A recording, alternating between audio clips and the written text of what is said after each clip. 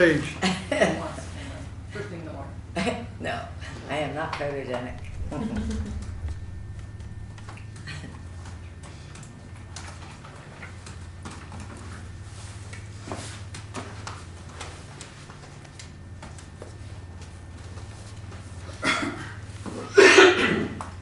you ready? Yes, I'm ready when you are.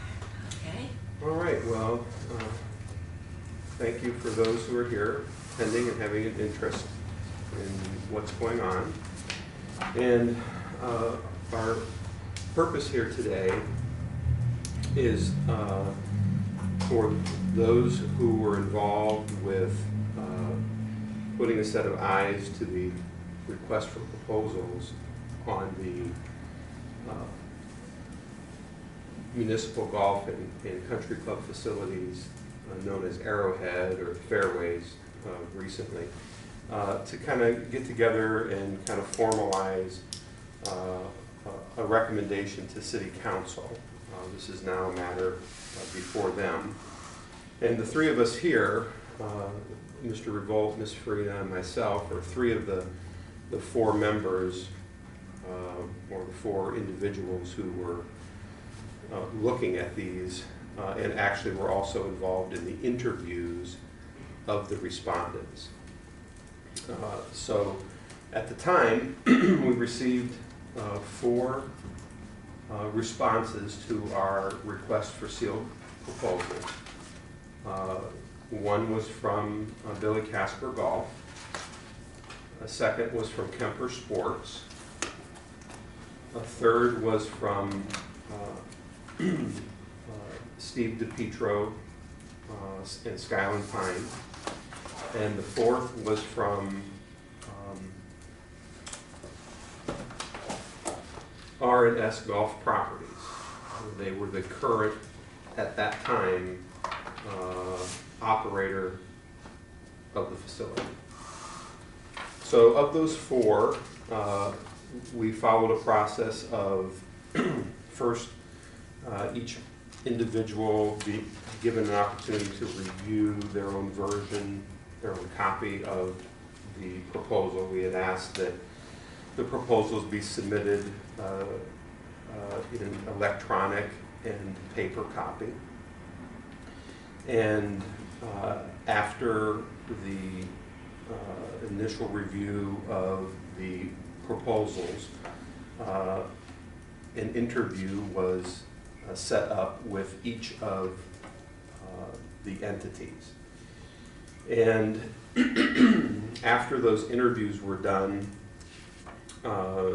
we established a scorecard, if you will, and allowed each individual to assess a score on the following criteria.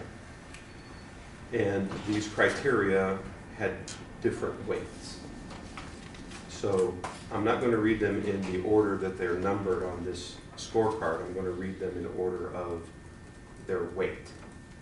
So the two at the top were management and operations, which involved a business management and operations strategy.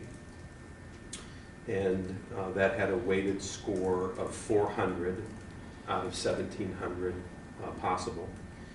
And then also on compliancy. This was in reference to compliance with requirements, laws, ordinances, and statutes, conflicts of interest, legal actions. That also received a weighted score of 400 of the 1,700. The remaining criteria were then all equal in weight. And the remaining criteria is first expertise and competency, which is referring to organizational expertise, qualifications, experience, and their professional competence. Innovation and improvements is the next, which was in regards to innovating in the golf industry and future improvements that could be done at the facilities. Next was their financial capacity, their finances, their ability to bring assets to bear, and that they could be in it for the long haul. And then finally, maintenance, being able to identify and put in place a bona fide maintenance plan.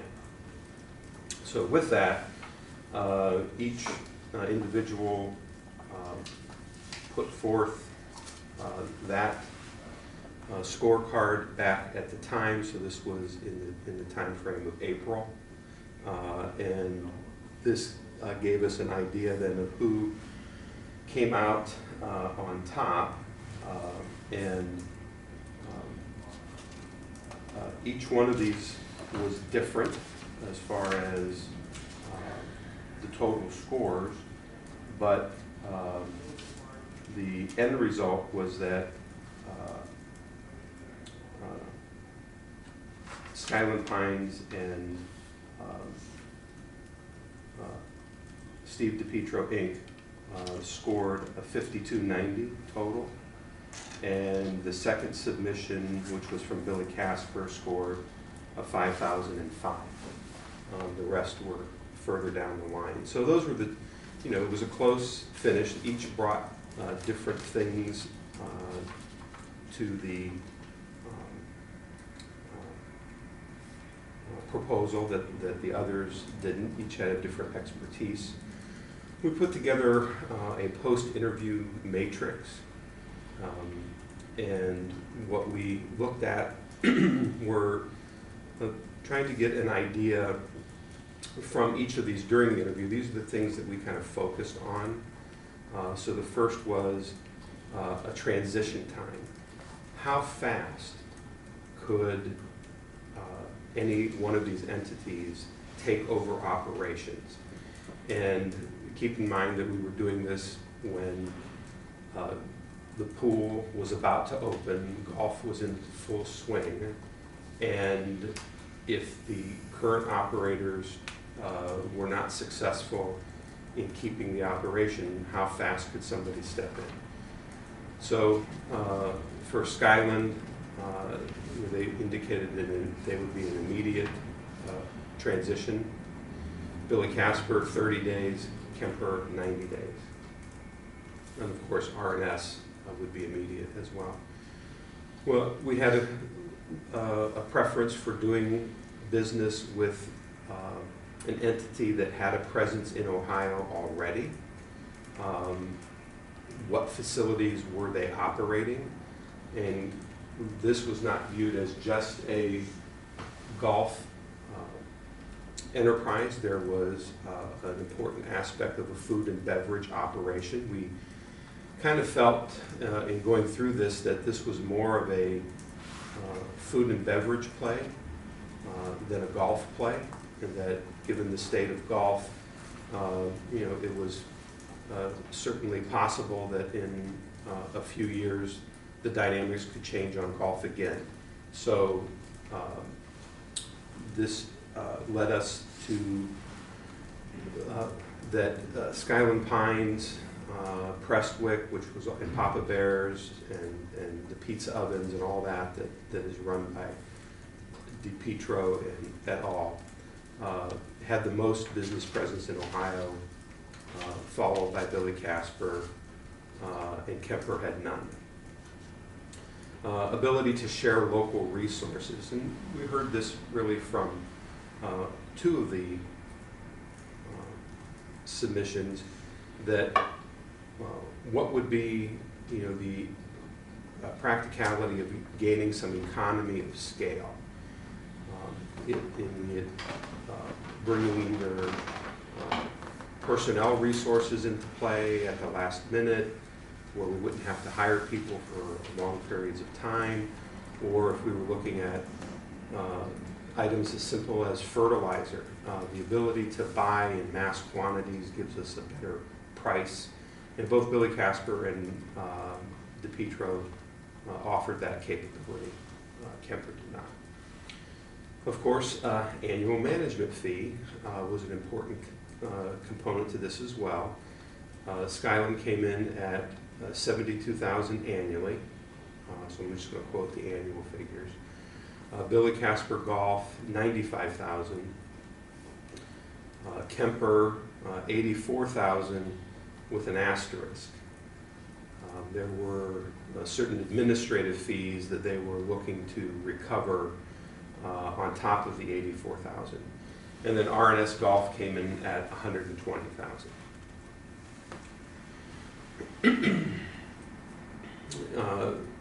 All of these RFPs included some determination on an incentive for better management, net profit split. And we should note that the city has experience in this field with management of the Dogwood Pool and the YMCA.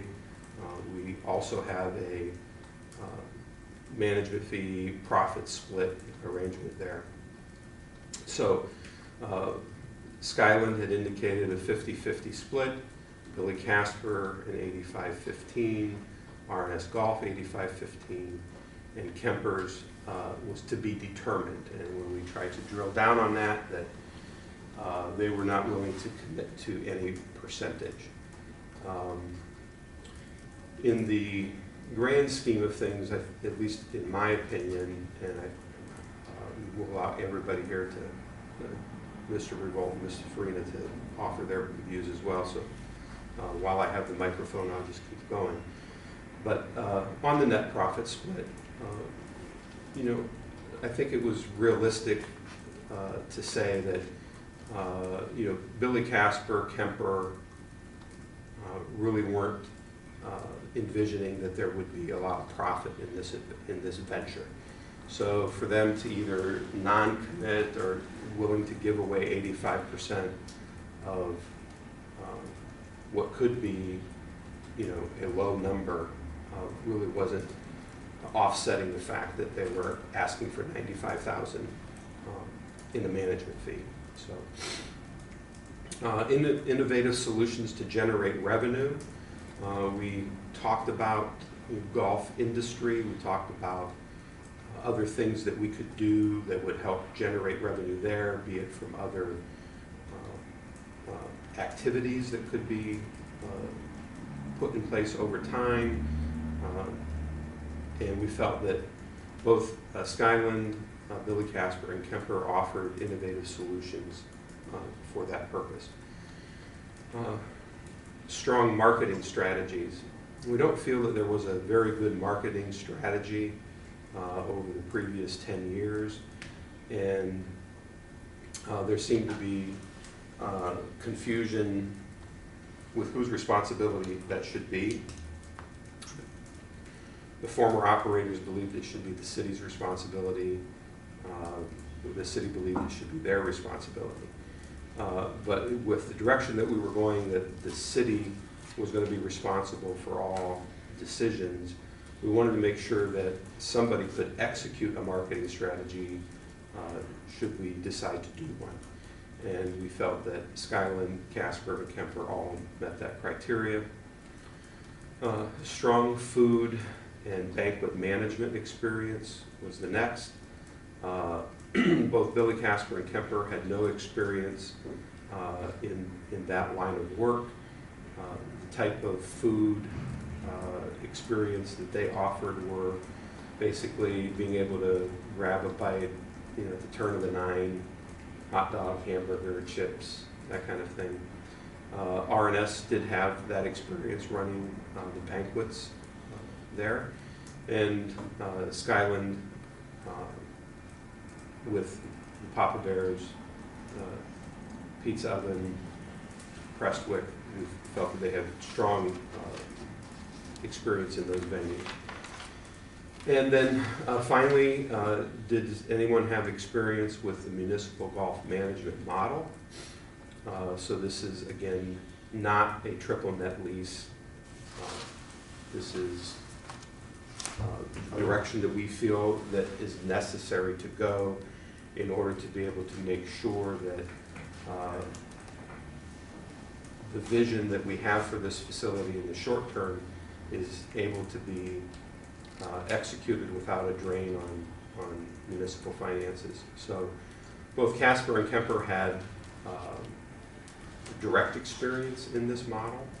R&S, no, and Skyland, no. Although Skyland does have a lot of experience with golf, we felt that that is a model that they could learn and be successful at. So that was the post-interview matrix, and just kind of giving you a feel for how those interviews went, what we were looking at, and then getting us to this point of having a discussion about that. So in my view, a strong local presence is a big benefit to us, I think, in being able to execute this. We've had 6 months of an interim agreement with Skyland, Papa Bears, Prestwick, and I think the results are what we had expected, and that if we're given the opportunity, and it's probably true with any of the 3, Kemper, Casper, Skyland, that given a full year of operations and all the assets that come with that operation, that the venture is going to be successful. So with that, I'll open it up to Member Farina, or Ms. Farina and Mr. Rubel to add some color from their point of view. Well, you covered it very well. Just going back, this was such a long time ago that we did these interviews, but like Patrick mentioned, they each had an opportunity to come in. Everyone exercised that opportunity, but Kemper, they said, we'll do a phone call. They didn't want to come in. We also offered everybody the opportunity to go out, tour the course, go out and see it. And then we brought them in and we went through what they submitted. So their RFPs, we went page by page, and the interview team would also include Laura Brown. We asked every question. I think for me, strong, I'm looking at where I was, my 1 and 2 look like, I will say, it was, Bear Management, Skyland, we call it Skyland Prestwick Papa Bears, that's Bear Management, was the number 1, and Billy Casper, a close number 2, and then Kemper was 3, and R&S was last. And for me, while Billy Casper definitely has that golf, they're strong with golf, without a doubt, they do the golf. When we really drill down to them on food and banquet, which, you know, is operable 365 days a year, and golf is only during a finite period of good weather, they weren't as strong there. That lack of local presence, I think also, you know, if you know anything about you know, the food and beverage industry, which is mainly what that is out there, even on the golf side, you've got people that are going to have to do food and beverage, and that staffing was key to me being local. That local connection for that continual turnover in staffing. Billy Casper, they did indicate to us that they were managing Greens, Raintree Golf Course. They gotten very lucky with Tam O'Shanter. They had pulled a lot of staff out of there. We didn't have that. We didn't have a Tam O'Shanter going down. So I didn't think that their answers to, you know, how they were going to staff it was going to be fly people in, whether they were going to be here transient or move here, and then they were going to be on the ground trying to get things in place. So I think that's where the local, and then Patrick mentioned just that, you know, economy of scale with someone who's multiple, you know, operations here locally. Looking at our matrix, when we said, like, you know, business presence even in Ohio, Kemper had 0. R&S was just running the golf course there. Billy Casper had 2 in Ohio. And when you looked at Skyland, they had 10 operations going in Ohio. So that ability to share resources, management fee was $23,000 less a year between my 1 and 2. So that would have been, you know, Papa Bear Skyland at 72 and Billy Casper at 95. Profit split was different, 85, 15, 50, 50, we looked at that. Innovative solutions, they were all good there. The marketing strategies, I think everybody had good marketing strategies except for R&S. And then we're, again, strong food and banquet management experience.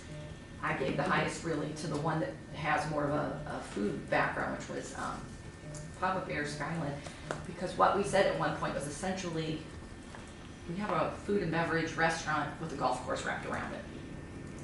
And, you know, if you looked at it the other way, that it was more golf operations than away from golf guys. I think that was it, for me. I would, I don't want to be too redundant here, but I think when we looked at the respondents, Casper and Kemper? Kemper. you know, in many ways the proposals were alike as it came to golf. There was going to be some growth, but we weren't going to see an explosive increase in demand or use, simply because it's a function of how many holes you have, and how many hours in a day. You can only run so many foursomes through a place on a given day. That's the bottom line. So as Kathy and Pat have indicated, what we really looked at was shifting the focus from golf to food, beverage, banquet, because we had that facility and we believed that it was under or ineffectively utilized by the current tenant. From my perspective, as I looked at this, and Patrick has talked about the criticality of a local partner, local manager, the economy of scale was absolutely critical. The ability to move personnel in and out of an operation helps reduce the cost of that operation, because you had the ability to float them through 3 locations. Casper and Kemper really didn't have banquet capacity. And that was going to add a huge amount of cost if they were going to try to grow that business. Again, as we discussed this, it seemed to be the best potential for revenues was on the banquet food and beverage side. So we had an economy of scale in personnel. We had an economy of scale of equipment and supplies. If a mower broke here, we didn't have to ship it in from Michigan. We could bring it down from Prestwick or over from Skyland. If we needed some extra grounds crew, they could pull them in from Prestwick and Skyland. And if you're buying supplies, and Patrick's noticed it's just like buying road salt. You get it cheaper per pound when you're buying a lot of it. And so that had to go. And then the other issue was, if you're going to run a banquet facility, what are your other facilities like? Do you have kitchens? And Skyland, the Petro had the ability to prepare foods off-site. And that was not a small consideration. If we were going to do this right, if we were going to establish a reputation for banqueting, Skyland already had it. Could we build on that at this smaller facility? So, at the end of the day, from my perspective, Skyland offered us the best possible opportunity to grow the banquet food and beverage. And we think that's where, at least I do, I think that's where the money is at the end of the day. So, and I might add that the other element was this, is that in talking with DePietro, his banquet facilities at Skyland and Prestwick are much larger. They're more suitable for larger crowds, 400, 350, 400. What this gave him was the ability to serve a smaller capacity gathering, 175, 200 people. He didn't really have that. It didn't work. That was a model that didn't work for him. So we thought that a facility this size was right size for a certain niche in the marketplace. So again, as we kind of talked our way through it,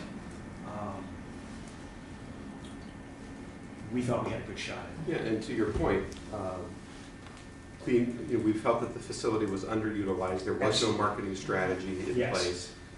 And the ability to market this as a venue for, and the seating capacity is even not really that high, it's about 150. That to promote that into the community and beyond our city borders, in the greater, regional area, and be able to bring in some banquets along those lines was not insignificant, as you said. Yeah, and I mean, he was talking about, just in the conversation,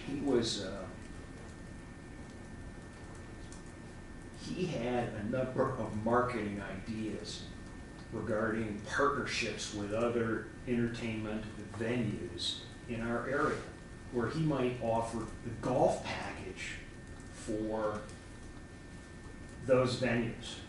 They could market their site, their destination, and as part of that destination's package, hey, I can give you 2 days of golf, one at Prestwick, one at Arrowhead, or Skyland, or whatever. So I think, again, as we sat down there, and I think the other thing was this, in talking with them, and this goes to the local component. What I heard in my comments was someone who was going to work with us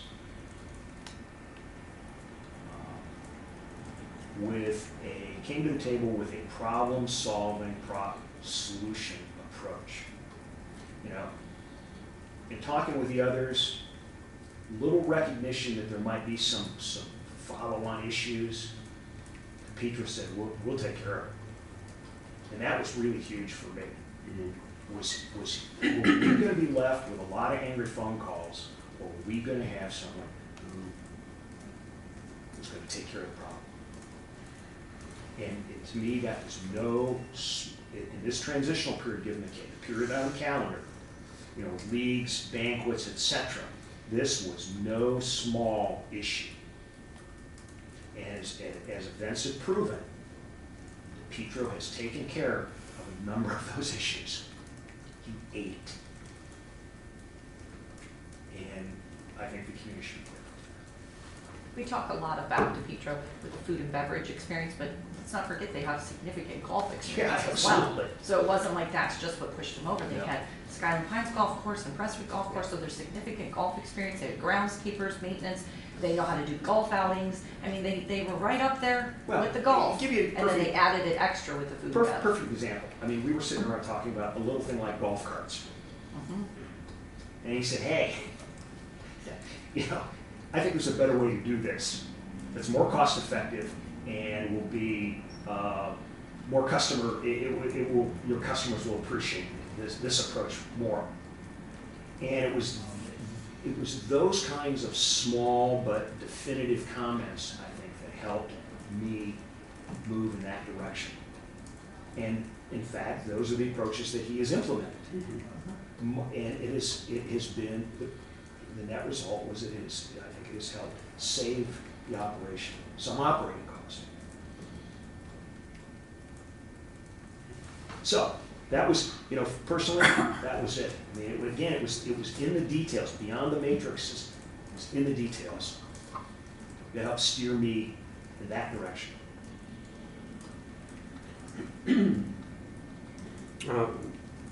Well, it would be, I guess, my recommendation to the council that they pursue a 5-year or some other length agreement, whatever it is, a longer-term agreement with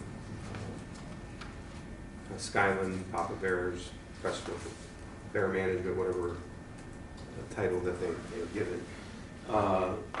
And so, what do you guys think? Yeah, just for a point of clarification, the draft management agreement is for a period of 5 years. Contained within it is language that acknowledges that if we might have 2 unsuccessful years, we may wish to discontinue the agreement. So I think what we're trying to do is say, as we discussed last night, trying to get out 5 years, get a good handle on the operation, have an escape clause. To your point, Patrick, I think the recommendation of this body, and I'll be happy to make the motion, that we recommend that the council approve an agreement with Bear Management subject to the review of the draft management agreement for a period of not less than 5 years. And just for point of clarification, Member Revolt of this group also wears a council at large hat with the city of North Canton, and the purview of the draft agreement is not subject to this group That is here. correct. We are simply just providing the color to who do we think would be the best I think operator. in that case, let me revise it and just say we recommend that the council consider bear management, a contract with bear management, not to exceed 5 years. And is that a That is a motion. Second. Moved and seconded. We'll just do voice vote. All those in favor say aye. Aye. Opposed? Abstentions? Unanimous vote, 3-0.